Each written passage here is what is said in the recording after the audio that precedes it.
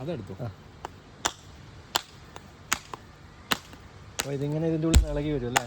ഓ, ഇതിനുള്ളിൽ നിന്ന് ഇളകി വരും അല്ലേ? ഓക്കെ, അടിപൊളി. അത് കൊപ്ര ആയല്ലോ അല്ലേ? ആ കൊപ്ര ഇത് 2-3 ദിവസം വീല് കൊള്ളിക്കണം. ഓ, വീല് കൊള്ളിച്ചാൽ തനിയെ വിട്ട് വരും. ഓ, അപ്പോൾ അത് നമുക്ക് എടുക്കാം. Okay okay, thank you.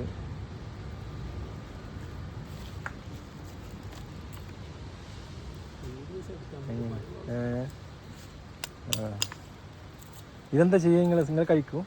ഇതൊന്ന് അടിപൊളി സാധനമാണ്. അതെയാ, നിങ്ങൾ കഴിക്കൂലേ? പിന്നെ അതല്ലേ ചോദിച്ചത്, നമുക്ക് ഇഷ്ടം.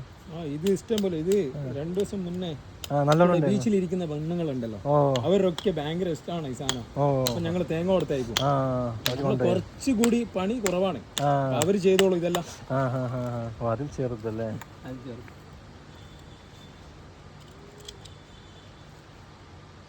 വലുതെല്ലാം മനസ്സിലാവൂല. വലുതുള്ള മനസ്സിലാവും.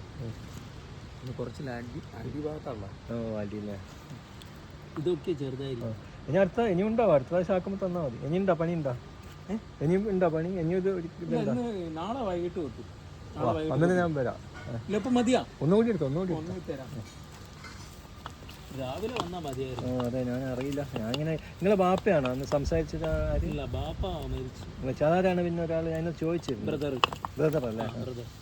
ബ്രദറിനോടാ ചോദിച്ചേ? ചോദിച്ചു. 2 ബ്രദർ ഉണ്ട്. ഒരാള് ഡ്യൂട്ടിയിലുള്ള ഗസ്റ്റ് ഹൗസിൽ.